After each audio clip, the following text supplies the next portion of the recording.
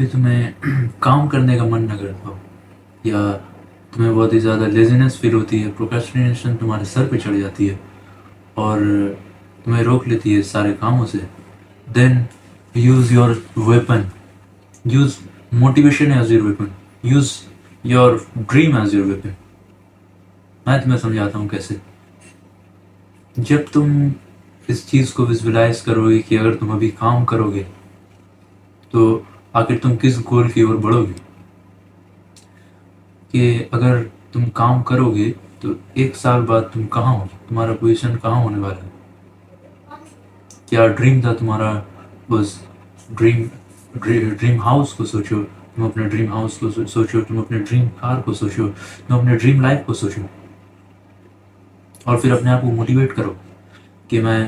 اپنے آخری last breath of my life تک میں کام کروں گا، جب تک میں اپنے ڈریم کو حاصل نہیں کر لیتا۔ کیونکہ تمہیں انڈرسٹینڈ کرنا ہوگا کہ ایز اے مین تم ہار مان ہی نہیں سکتے اس لائف میں، کیونکہ جب تم ہار مان لیتے ہو تو تم کچھ اور کر نہیں پاتے ہو، اور تم نہیں کر پاتے ہو تو لوگ یہ نہیں سمجھیں گے کہ ہاں اس نے ہار مان لی، یا ان کو یہ سب نہیں پتا، وہ دیکھیں گے یہ تو غریب ہے، اس کی لکس خراب ہے، یہ کسی کام کا نہیں۔ لیکن اس طریقے سے ہار ماننے سے اچھا ہے کہ تم کچھ کر کے ہار مانو، کہ تم کچھ ٹرائی کر لو، تم آخری لاسٹ بریتھ تک تم نے ٹرائی کیا لیکن تم سے اچیو نہیں ہو پایا، تو لوگ تمہیں یاد رکھیں گے، تمہارا نام ہسٹری میں بھی لکھا جا سکتا ہے کہ ایسا بھی کوئی انسان تھا جس نے ٹرائی کیا، بھلے ہی اس سے نہیں ہو پایا لیکن اس نے آخری بریتھ تک ٹرائی کیا۔ یہ ایک بہت ہی بڑی چیز ہے کہ آخر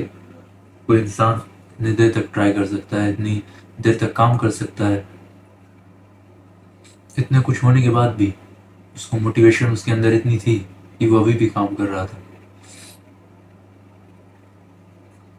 Y not set an example? اور اگر کوئی چیز کے لیے تم کام کر ہی رہے ہو تو تمہیں ایسا کیوں لگتا ہے کہ تم سکسیزفل نہیں ہو؟ کیونکہ یہ چیز تمہیں دھیان میں رکھنا ہوگا کہ اگر تم یہ سوچ لیتے ہو کہ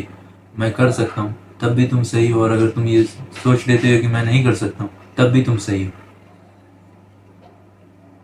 کیونکہ جب تمہیں خود ہی ایسا لگ رہا ہے کہ تم نہیں کر پاؤ گے تو اٹس ناٹ فار یو۔ لیکن اگر تمہیں کچھ لگ رہا ہے کہ تم کر سکتے ہو تو تم ٹرائی کیوں نہیں کر رہے؟ جب تمہیں پتا ہے کہ تم کر سکتے ہو، why are you trying? Always remember these things, apply in your life. اور ایک چیز میں بتانا چاہتا ہوں، یہ ایک اس ٹاپک سے ہٹ کر ہے کہ تم صرف سیلف امپرومنٹ کی ویڈیوز یا پروڈکٹیوٹی کی ویڈیوز کو کنزیوم کرتے مت رہ جاؤ۔ اگر تم کسی ویڈیو کو دیکھتے ہو تو پہلے اپنے لائف میں اپلائی کرو، جب تک تم اپلائی نہیں کرو گے تب تک تمہیں فائدہ نہیں مل والا۔ جب تم اپلائی کر لیتے ہو دین اونلی تمہیں فائدہ ہونے والا ہے۔ جب تم کسی بھی پروڈکٹ کو تم خریدتے ہو، تم نے کوئی پروڈکٹ خریدا،